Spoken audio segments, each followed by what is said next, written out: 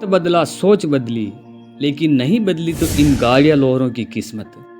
महाराणा प्रताप की सेना के साथ कंधे से कंधा मिलाकर चलने वाले और प्रताप की सेना के लिए घोड़ों की नाल, तलवार और अन्य हथियार बनाते, लेकिन आज वे दर दर की ठोकरें खाने को मजबूर है।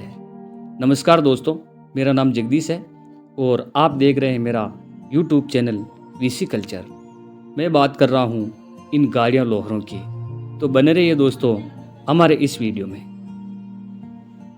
जब भी गाड़ियाँ लोहार की बात होती है तो महाराणा प्रताप और चित्तौड़ की याद आ ही जाती है और मातृभूमि से उनकी भीष्म प्रतिज्ञा भी याद आती है। गाड़ियाँ लोहार जाति के वे व्यक्ति हैं जो घर के बजाय बैलगाड़ी में ही रहते हैं और बैलगाड़ी ही उनका अपना सब कुछ है। अपने पूर्वजों द्वारा चित्तौड़ के महाराणा प्रताप सिंह को दिए वचन के कारण आज भी लोहे और लकड़ी की बैलगाड़ी बनाकर उसी में रहते आ रहे हैं और लोहे का काम करते हैं। इनका घर बैलगाड़ी ही है और स्थायी ठिकाना न होने के कारण घर घर जाकर ये काम करते हैं। 1567 में महाराणा प्रताप द्वारा चित्तौड़ का किला हार जाने के उपरांत जब महाराणा प्रताप गोगुंदा चले गए तो वहाँ 1568 में लोहार जाति के लोगों ने महाराणा प्रताप के सम्मुख एक 5 कश्मीरी और गाड़ियां लेकर निकल गए। इस कारण उन्होंने उनको गाड़ियां लोहार कहा जाता है। इनके पूर्वजों ने बहुत सी कस्में खाई हैं और वो कस्में किस प्रकार है तो दोस्तों बने रहिए हमारी वीडियो में। हे वीर भूमि, जब तक तुम्हें आज़ाद न करा लूँ तब तक मैं ये कस्में लेता हूँ जो मैं ये कस्में कभी नहीं तोड़ूंगा। बस्ती या जंगल में कहीं भी अपना पक्का घर बनाकर मैं नहीं रहूँगा। मैं कभी खाट पर नहीं सोऊंगा। मैं कभी चित्तौड़ किले पर नहीं चढ़ूंगा और मैं सदा अंधेरे में रहूँगा और दीपक नहीं जलाऊंगा और पानी खींचने का रस्सा मैं साथ नहीं रखूँगा। मैं किसी के खेत का फल नहीं तोड़ूंगा और उसको कभी नुकसान नहीं पहुंचाऊंगा।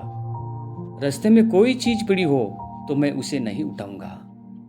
मैं ये वचन देता हूँ और गाड़ियाँ लोहारों ने ये वचन महाराणा प्रताप को दिए।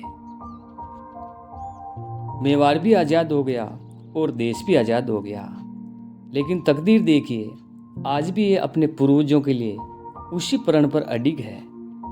आज भी न तो ये अपनी मातृभूमि पर वापस लौटे और न ही अपने स्थायी घर बना पाए। भारत के प्रथम प्रधानमंत्री पंडित जवाहरलाल नेहरू ने देश की आज़ादी के बाद इनका प्रण तुड़वाने के लिए एक अभियान शुरू किया था। तब कुछ लोगों ने चित्तौड़ में अपने घर बसाए थे, लेकिन अधिकांश गाड़ियाँ लोहार आज भी अपने पूर्वजों के उस प्रण पर कायम और अडिग है। सरकार भी इन्हें बसाने की कई योजनाएं लेकर आती रहती है, लेकिन वो अपनी कस्में कभी नहीं तोड़ते। तब चित्तौड़ के किले पर 40 किलों का हुआ था और पंडित जवाहरलाल नेहरू ने उनको लेकर चित्तौड़ किले पर उनको चढ़ाया और वो ताला पंडित जवाहरलाल नेहरू ने खुलवाया। परकोटे में कैद चित्तौड़ का बाजार और किले का रास्ता आज बेहद ही संकरा हो गया है। नगरवासियों ने ऐसा जन सैलाब और इतनी पब्लिक पहली बार देखी। खुली जीप में अभिवादन करते हुए किले की ओर बढ़ रहे प्रधानमंत्री पंडित जवाहरलाल नेहरू की एक झलक देखने के लिए लोग बेताब नजर आए। उनके पीछे लाल रंग की पगड़ियां पहने गाड़ियाँ लोहारों का ऐसा सैलाब देखकर खुद पंडित जी भी अचंभे में पड़ गए। देश भर से आए इन गाड़ियाँ लोहारों ने स्वागत में 8 राज्यों के मुख्यमंत्री भी उस किले पर आए। किले के हर एक गेट पर सीएम अगवानी को खड़े रहे। वो दिन था बुधवार 6 अप्रैल 1955 का। यह नज़ारा जब हमने अपने पाठकों को बता रहे हैं तो मेवाड़ के महाराणा प्रताप के साथ जंग लड़ने वाले गाड़ियाँ लोहारों की 400 साल पहले की कसम तोड़वाने के लिए मेवाड़ प्रजा मंडल के नेता माणिक्यलाल वर्मा ने नेहरू जी को पत्र लिखा था और फिर देश भर में घुमक्कड़ जीवन जी रहे गाड़ियाँ लोहारों तक संदेश भेजकर यहाँ उन सबको एकत्र किया। उनको मुश्किल से यह समझाया कि वे आज़ादी के जिस संकल्प के साथ कठोर जीवन यापन कर रहे हैं, अब वो पूरा हो चुका है। देश ही आज़ाद हो चुका है। अब आपका चित्तौड़ भी आज़ाद है। नेहरू जी चाहते थे कि इनका दुर्ग प्रवेश बहुत भव्य हो। उन्होंने अपना कार्यक्रम तय करने के साथ ही निर्देश दिए कि किले के हर दरवाजे पर एक मुख्यमंत्री अगवानी में खड़े रहें। सभा में भीड़ भी उमड़ी थी। नेहरू जी के साथ साथ राजस्थान के सीएम मोहनलाल सुखड़िया सहित सभी प्रमुख नेता व मेवाड़ महाराणा भी मौजूद थे। उन्होंने कहा, बचपन में चित्तौड़ और मेवाड़ की कहानियां पढ़ी हमने जरूर है, पर आपके साथ मैं यहाँ पहली बार आया। हमें आज़ाद हुए 7 साल हो गए। एक काम पूरा हुआ और आज हम चित्तौड़ आए। मैं देश में बहुत घुमा हूँ। बचपन में चित्तौड़ और मेवाड़ की कहानियाँ पढ़ता रहा तो दिल पर उसका बहुत असर पड़ता था, क्योंकि महाराणा प्रताप ने अपने संदेश में कहा था कि इस पहाड़ के एक एक पत्थर और एक एक जर्रे में आज़ादी की वो कहानी भरी पड़ी है। लेकिन आश्चर्य की बात कि मैं अभी तक यहाँ नहीं आ सका। आज पहली बार आया और ऐसे सुअवसर पर आया कि आप भी पहली बार आए। नेहरू जी के लंबे भाषण का अंश है।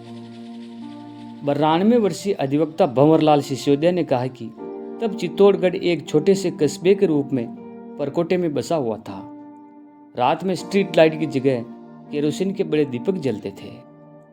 वर्ष 1955 में पंडित प्रधानमंत्री जवाहरलाल नेहरू के आगमन की तैयारी में कस्बे में सड़कें बनी और कोयलों से बनने वाली बिजली का शुभारंभ हुआ, जिसका पावर हाउस वर्तमान इसके लिए शहर से थोड़ा दूर भंडारिया व सेंती के बीच है और वहाँ अस्थायी हवाई पट्टी भी बनाई गई थी।